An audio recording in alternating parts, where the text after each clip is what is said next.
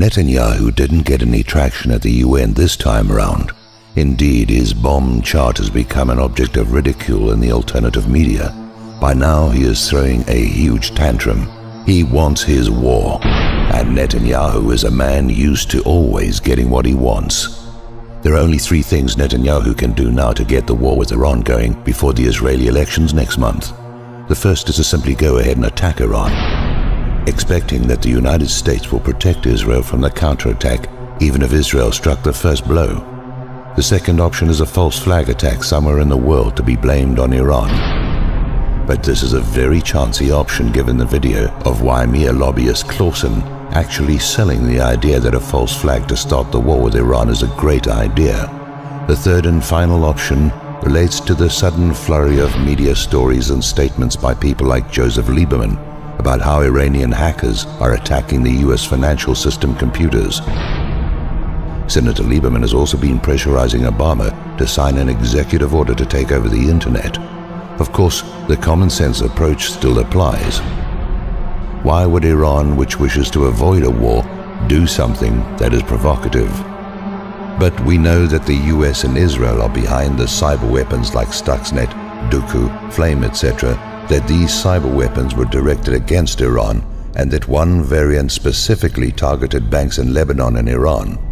We also know that the US financial system is stretched to the breaking point, and we know that if the government of either Greece or Spain is driven from office by angry protests, credit default swaps sold by Wall Street against these debts come due, and there is no money to pay the claims. The euro might even collapse, and that would trigger even more credit default swaps. So the final option, one that strikes me as very likely, is that Israel will take down the US financial computers and blame it on Iran. This also gets Wall Street and Washington, D.C. off the hook, because now the financial meltdown is an act of war rather than the result of decades of Wall Street crime and corruption and the predations of private central banks. US banks have already been hit with cyber attacks over the last 2 weeks to set the stage, and this would also explain why the US corporate media has paid scant attention to the riots in Spain and Greece, so that the Americans still dependent on ABC, NBC, BBC, CBS will remain oblivious to the fact that the euro is falling apart. This scenario also explains the testing of means to interfere with DNS to silence websites that may offer opposing interpretations of events. This too will be blamed on Iran.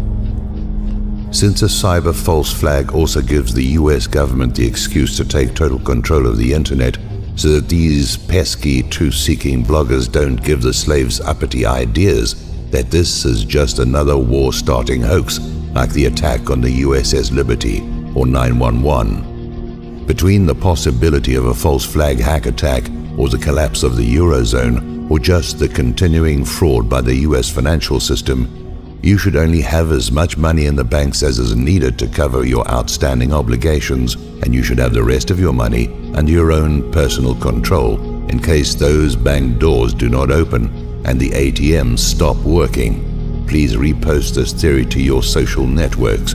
If we can make them doubt that the official story of a financial system computer crash will be believed by the public, we can get them to call it off.